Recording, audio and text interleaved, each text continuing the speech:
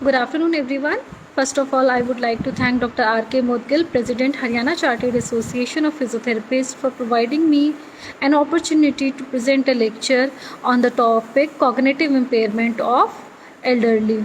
As you all know, with the age, after the age of 50, I mean to say 50 or 55 years of age, there is a decline in the cognitive processes.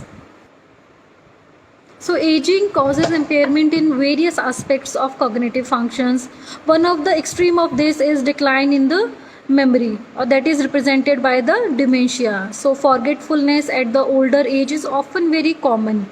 There are various physical, psychological, and neurological changes with the brain which affect its cognition at a certain age. There is gradual reduction in the weight and volume of the brain with age. The reason thought to be the loss of neurons. Okay, so it has been seen that cells loss of neurons is minimal in certain areas. For example, brain stem nuclei, optic and paraventricular nuclei, but it is as great as 10 to 60% in other areas. For example, hippocampus, which is mainly responsible for the cognitive or memory related functions. Right, so from age 20 or 30 to 90, the brain weight decline about 10%. Concentration of acetylcholine, non-epinephrine, and dopamine decline in the course of normal aging. Also, the concentration of gamma aminobutyric acid has been shown to decline with the age, particularly in the frontal cortex. So with normal aging, the pigment lipofuscin is deposited in the nerve cells and amyloid in the blood vessels. So also senile plaques and less frequently neurofibrillary tangles occurs in elderly person even without clinical evidence of dementia. So there are some free radicals, okay, which disturbs the metabolism in the brain. There will be the accumulation of certain toxic or free radical substance in the brain that may further damage the nerve cell. With the normal aging, the cerebral blood flow decreases by 20% on an average. Okay, so next is the decrease in this blood flow are more in certain areas. For example, the prefrontal cortex, and are greater in the gray matter than in the white matter.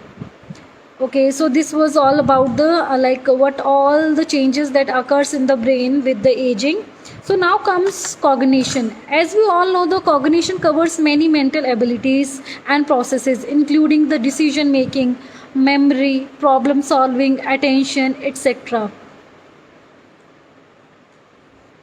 Okay, so collectively, these different domains of cognition are critical for successfully engaging in the various activity involved in daily functions, such as paying household bills, following a recipe to cook a meal, and driving to a doctor's appointment.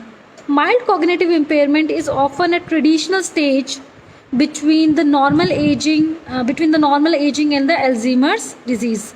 Patients with cognitive disorders are limited in their ability to learn self-care because they have problem with thinking, remembering, making sense of the world around, and it has been noted that the overall cognitive capacity is decreased with the age. Memory is the first component of the cognition to get affected. Age-related memory declines affects approximately 40% of older adults and is characterized by a self-perception of memory loss and a decline in objective memory performance. As memory deteriorates over a period of time, it not only affect the person but also affect their near and dear ones. There is a progressive decline in the function and performance due to the memory loss. Task may take longer time to perform. The patient may take longer time to perform a simple task. There will be the slowing down in the central processing. Verbal skill are well maintained until at least 17 years of age, after which healthy elderly persons gradually develop reduction in the vocabulary and a tendency to make semantic errors. There are a number of ways of coping and making life easier, such as adapting the environment using external memory aids. following a set routine, combining several strategies to make a substitute memory system, and improvising general well-being. To assess the decline in memory, which is a component of a cognition, there has been many tools that are devised to detect the same. These are MOCA, MMSE, Minicog, IQCDE, MIS, naturally occurring interactions. These can be used to screen or monitor for cognitive functions. But not all tools describe the level of memory impairment. But there are various lacunas in the evaluations. For example, the MOCA and MMSE is adversely influenced by age, language, verbal fluency, and education. Memory training programs exist within the larger context of cognitive training, which is based on the notion that cognition is plastic in the older age. Mental stimulation that occurs of cognitive challenging activity is a means to facilitate neural plasticity. Learning and mental activity are associated with improved cognitive functions and lower dementia risk. For example, people with advanced education and professional accomplishments tend to have a greater density of neuronal connections in the brain areas involved in complex reasoning. Increased frequency of engaging in the everyday mental activities, for example reading or other activities like watching the news, dancing, or playing board games, all are associated with significantly reduced risk of developing dementia. As human life expectancy increases, maintaining one's cognitive ability is a key to assure the quality of to those added years. Training programs designed to enhance memory among older adults have proliferated in recent years. Memory training programs exist with the larger context of cognitive training. Memory training helps to maintain and improve cognitive and functional abilities in the daily life. Memory training interventions involves teaching various strategies that help encode and retrieve information. In addition to improving objective memory performances, there are interventions that can improve self-rated subjective memory. Memory training interventions among elderly with memory impairment seek to improve memory skills by teaching mnemonic techniques. Common mnemonic strategies includes rehearsal, association, categorization, imagery, and concentration. Combination of these strategies are often taught in the memory training program that includes face name recall, number recall, object recall, etc. Since age associated memory loss leads to inhibition of social, emotional, and physical abilities of the elderly, so there is a need to devise. Now I am going to tell you about the memory, especially the memory rehabilitation techniques. So here I am going to discuss about the two basic programs or the techniques. First is the space retrieval technique, and second is how we can rehabilitate memory in the home care, like for the home management program or comprehensive home management program for memory rehabilitation. First of all, we are going to discuss about the space retrieval technique. So what is the space retrieval technique? It includes basically 5 steps. So the first steps includes choose one or more functional targets or goals. Second step includes ask a question to elicit the target response. If the person answers or performs correctly the first time, choose another target for the session. If the answer is unknown or incorrect, tell or show them the right answer and have them repeat it back. So in second step, what we are going to do, we are going to ask a question to elicit the target response. If the person answer or if the patient answers correctly for the first time, we have to go for the another target. And if the patient or the person doesn't know the answer, so we have to tell them or show them the right answer, and the patient have to repeat it back. The third step is ask again 15 seconds later, means in the step 2 what we told to the patient the correct answer, we need to ask that after the 15 second in step 3. So if they can't recall, give the answers and have them repeat. If the person or the patient cannot recall, so we need to give the answer to the person or the patient and have them repeat it back.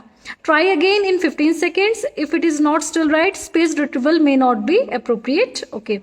Then the fourth step is when the answer is given correctly, double the time interval. So I emphasize when the answer is given correctly, so double the time interval, 15 seconds, 30 seconds, then 1 minute, 2 minutes, 4 minutes and 8 minutes, etc. And ask the question again. Repeat this step each time the answer is correctly given. If the answer is incorrect, give the right answer immediately and ask the question again at the last correct time interval. So these are the basic 5 steps that are included in the spaced retrieval training. So in spaced retrieval training, first of all, we can use the recall strategies. For example, the face name recall. So in this, what we can do, we can take a few photographs and we can present those photographs in front of the subject or the in front of the subject, the patient, and we will the subjects were made to remember all the names by using mnemonics or with certain cues, and the subject were asked to recall these and the subjects are asked to recall these faces, and we need to show the photographs again after an interval of 30 seconds, then 1 minute, the 2 minutes, 5 minutes, 10 minutes and 20 minutes. And then by this way we can go for the face name recall. So what exactly is happening? So there is a retention of the information. So there is first we will have for 30 seconds. Now for example, we have shown a photograph to a patient or a subjects. For example, XYZ, the name of that photograph, and we'll ask the subject again after 30 seconds. So what is the name? I have shown this picture earlier to you. What is the name of this particular picture, right? So if he tells correctly, so we have to give one we have to double the time gap. In the initial it was 30 seconds, then it will be 1 minute, then if the answer he gives the correctly, then 2 minutes, okay, then so on. So this is basically the spaced retrieval, means there is a retention of the memory that is occurring, and if the subject or the patient or the person gives the wrong response, so we need to correct them immediately. In this manner we can go for the number recall. For example, we can go for a phone number, right? So we can go for a phone number recall. The number can be discussed with the patient or the subject, and we can divide the number into the chunks of small digits. Like a phone number, we can divide the whole phone number in the chunks of 333, or then it's like that, no, only 333 3 1, right? So 3 plus 3 6, then 7 8 9, 3 3 3 plus 1. So we can divide the number into small chunks, and in this way we can associate that particular phone number with with something, so that the patient can recall it easily. And like in the previous face name recall strategy, here we also ask the patient about the same thing at an interval of 30 seconds, then 1 minute, then 2 minutes, then 5, then 10 minutes and 20 minutes. So basically we are applying the spaced retrieval technique in different forms. In first we have applied it in a face name recall, and then in the number recall. Okay, so we can have the patient to write the digits on the paper.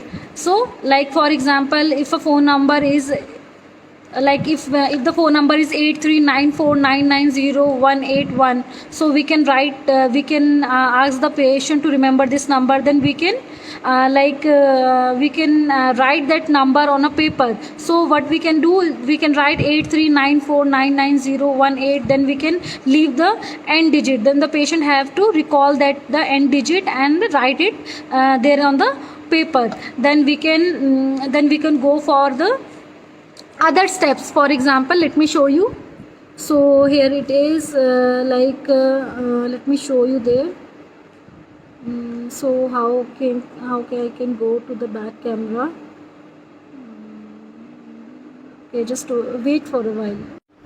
If you can see it here, so we can go it like then it is the sample for the number recall. So we can write the phone number and we can leave the end digit first, the last digit, then the two last digits, and in this way the patient will fill this digit, and then he will remember the number, recall the number, and then he can fill this digit also, right?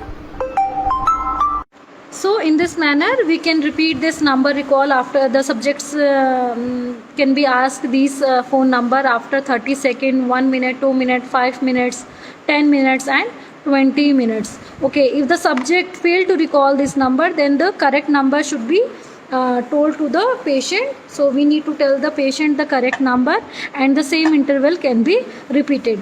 After face name recall and number recall, we have story recall. So for story recall, we use the technique PQRST method.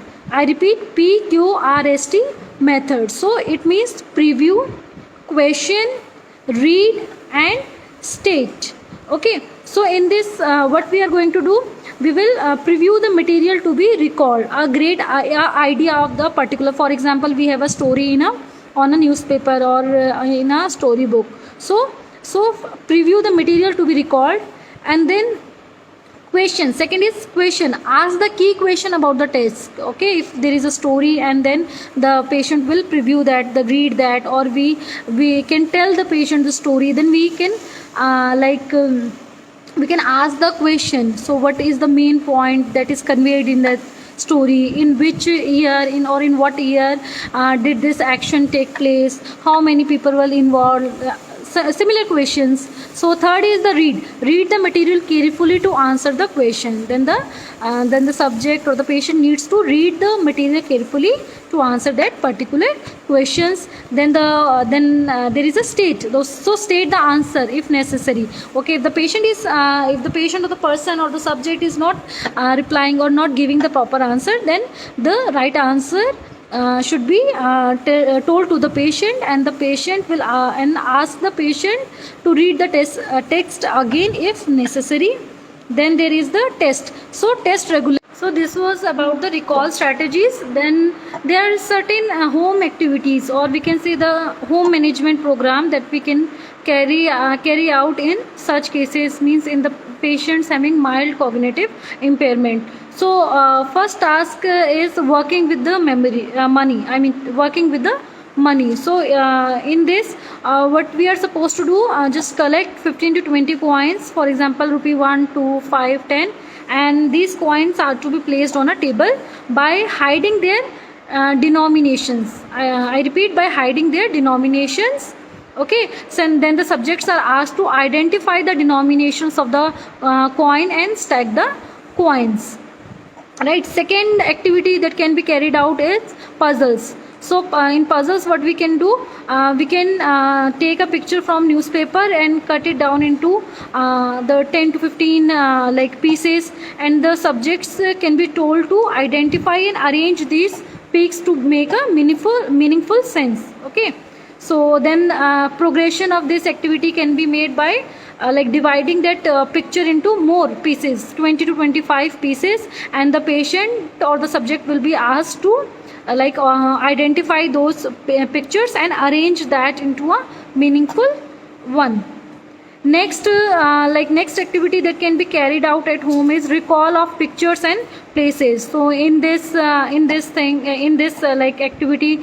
we can use a family album in which there are a number of photographs, and we can show that photographs to the person, and we can ask the person to recall the faces or the place, right, places. Okay, then after that we can go for search and find. For example, we can take 2 glasses of uncooked rice, then we can pour small objects in that, we can ask the subject to find those objects without looking at that, right.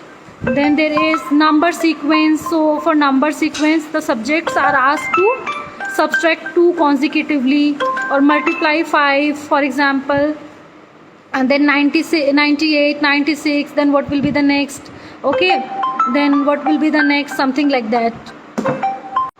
After the number sequence, next activity that can be carried out is locating information. So locating information means the subjects are asked to locate information in classified, sports news or health section in the newspapers. Subjects are asked to find the phone number of a person from phone as commanded. So these are the activity that can be incorporated.